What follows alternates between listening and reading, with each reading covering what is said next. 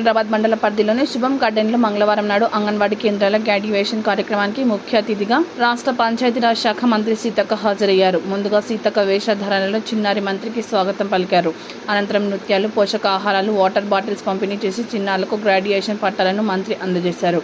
ఈ కార్యక్రమంలో గజ్వేల్ మాజీ ఎమ్మెల్యే నర్సారెడ్డి, ఎలక్షన్ ఫ్యాక్స్ చైర్మన్ బాలకృష్ణారెడ్డి, మాజీ ఎంపీటీసీ రాక్యాల కృష్ణారెడ్డి, హైమావతి, హేమ భార్గవి, మెహతా బేగం, అంగన్వాడీ కేంద్రాల టీచర్లు, ఆయాలు తదితరులు పాల్గొన్నారు.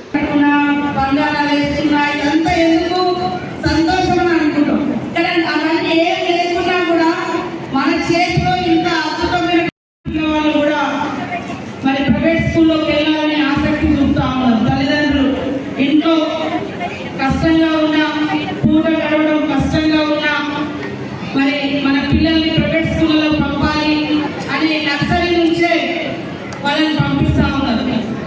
అది కరెక్ట్ కాదు.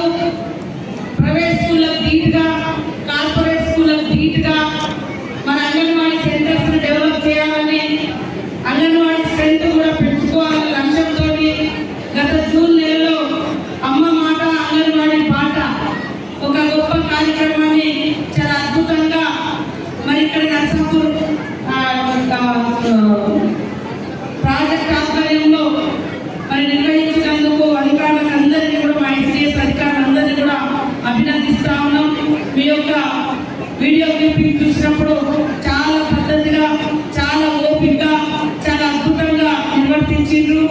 మరి పిల్లల ఎదుగుదలలో శారీరక ఎదుగుదల, అదేవిధంగా మరి మెంటల్గా కూడా వాళ్ళలో మంచి స్కిల్స్ బయటికి తీసుకురావడం కోసం ఈ యొక్క కార్యక్రమాన్ని మనం నిర్వహిస్తూ ఉన్నాం.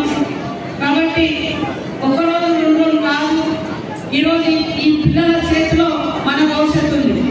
చిన్న పిల్లల చేతిలోనే ఈ దేశ భవిష్యత్తు ఉంది. కానీ చిన్న పిల్లల భవిష్యత్తు ఎవరు